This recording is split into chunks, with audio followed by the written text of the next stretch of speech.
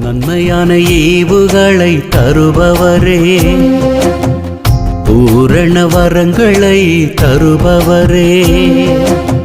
கர்த்தருடைய பரிசுத்த நாமம் மகிமைப்படுவதாக. தீத்துவுக்கு எழுதின நிருபம் 3ஆம் அதிகாரம் 14வது வசனம். நம்முடையவர்களும் கனியற்றவர்களாய் இராதபடி குறைவுகளை நீக்குவதற்கு ஏதுவாக நற்கிரிகைகளை செய்ய பழகட்டும் என்று சொல்லி பார்க்கிறோம். கிறிஸ்துவுக்குள் அன்பான தேவனுடைய பிள்ளைகளை, அப்போஸ்தலனாகிய பவுல் தீத்துவுக்கு எழுதுகிறதான பொழுது காணப்படுகிற விசுவாசிகளுக்கு அவர்கள் நற்கிரிகைகளை செய்ய பழக வேண்டும் என்று சொல்லி இந்த நிருபத்தில் அவர் வலியுறுத்துகிறதை பார்க்கிறோம். விசுவாசிகள் மனம் திரும்ப வேண்டும், பரிசுத்த ஆவியால் வழிநடத்தப்பட்டு அவர்கள் அப்படிப்பட்ட ஒரு வாழ்க்கை வாழ்வதனுடைய பலனை அவர்கள் நற்கிரிகைகளை செய்ய காரணம் என்று பவுல் வலியுறுத்துவதை நாம் பார்க்கிறோம். விசுவாசிகள் நற்கிரிகைகளை செய்வதன் மூலமாக ஒரு நல்ல முன்மாதிரியை காட்ட வேண்டும் என்று சொல்லி 2ஆம் அதிகாரம் 7வது வசனத்தை வாசிக்கிறோம்.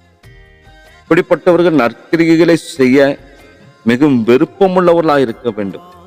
உள்ளத்தின் ஆழத்திலிருந்து மனமுவந்து செய்ய வேண்டும். நல்லவைகள் எவைகளோ அவைகளை செய்ய ஆயத்தமாக அப்படிப்பட்ட எண்ணம் உள்ளவர்களாக காணப்பட வேண்டும் என்று சொல்லி அவர் சொல்லுகிறார். மாத்திரமல்ல, நற்கிரிகைகளை செய்வதற்கு தங்களை அர்ப்பணித்து அதிலே கவனம் செலுத்தி செய்ய வேண்டும் என்று சொல்லி அவர் சொல்லுகிறார். அவசியமான தேவைகளுக்கு மாத்திரம் உதவி செய்யாதவர்கள எல்லா காரியங்களுக்கும் நாம் உதவி செய்யும் கிறிஸ்தவர் தங்களுடைய சொந்த தேவைகளை மாத்திரம் பார்க்காமல் சபையிலானாலும் சரி, சமுதாயத்திலானாலும் சரி, மற்றவருடைய அவசியமான தேவைகளை அறிந்து உதவி செய்ய எப்பொழுதும் ஆயத்தமாக நாம் காணப்பட வேண்டும். நற்கிரிகைகள் அல்லது நல்ல காரியங்களை செய்வது தானாக ஒரு நாளும் அது வருவது கிடையாது. அதை ஒரு பழக்கமாக வளர்த்து கொள்ள வேண்டும், அதாவது பழகி கொள்ள வேண்டும். பிறருக்கு உதவி செய்வது என்பது நம்முடைய சிந்தனையோடும் நம்முடைய செயல்கள் மூலமாக அது செய்யப்படுகிற ஒரு காரியமாய் காணப்படுகிறது. வெறுமனே விசுவாசத்தை வாயினாலே அறிக்கை செய்வது மாத்திரம் நம்முடைய வாழ்க்கையில போதாது. கிரியைகள் இல்லாத விசுவாசம் ஒரு நாளும் அது பயன் தராது. நல்ல கிரியைகள் மூலமாக மற்றவர்களுக்கு நன்மை செய்கிற பொழுதுதான் ஒருவருடைய கிறிஸ்தவ வாழ்க்கை அது கனியுள்ளதாக, நல்ல பயன் தருவதாக மாறுகிறது. வாழ்க்கையில ஒவ்வொரு நாட்களும் ஒவ்வொரு நிமிஷமும் சோம்பேறிகளாய் காணப்படாமல் நம்மளால் முடிந்த அளவுக்கு மற்றவர்கள் தேவைகளும் மற்றவர்களுடைய சகலவிதமான காரியங்களையும் சந்திக்கத்தக்கதாக அப்படிப்பட்ட பொறுப்புள்ளவர்களாக வாழ வேண்டும் என்று சொல்லி அப்போஸ்தலனாகிய பவுல் வலியுறுத்துகிறார். அவர் தீத்துவுக்கு எழுதுகிறதான இந்த நிருபத்தை அவர் முடிக்கிறதான பொழுது விசுவாசிகள் கோட்பாடுகளை மாத்திரம், ஒரு சட்டத்திட்டத்தை மாத்திரம் தங்கள் வாழ்க்கையில கற்றுக்கொள்ளாதவர்களாக அதை தங்களுடைய வாழ்க்கையிலே, நடைமுறை வாழ்க்கையிலே மற்றவர்களுக்கு உதவும் நல்ல காரியங்களாக, நல்ல கிரியைகளாக வெளிப்படுத்த வேண்டும் என்று சொல்லி மிகவும் அழகாக வலியுறுத்தி இருக்கிறார். கிறிஸ்துவுக்குள் அன்பான தேவனுடைய பிள்ளைகளை, நாம் இயேசு கிறிஸ்துவை அறிந்தால் மாத்திரம் போதாது.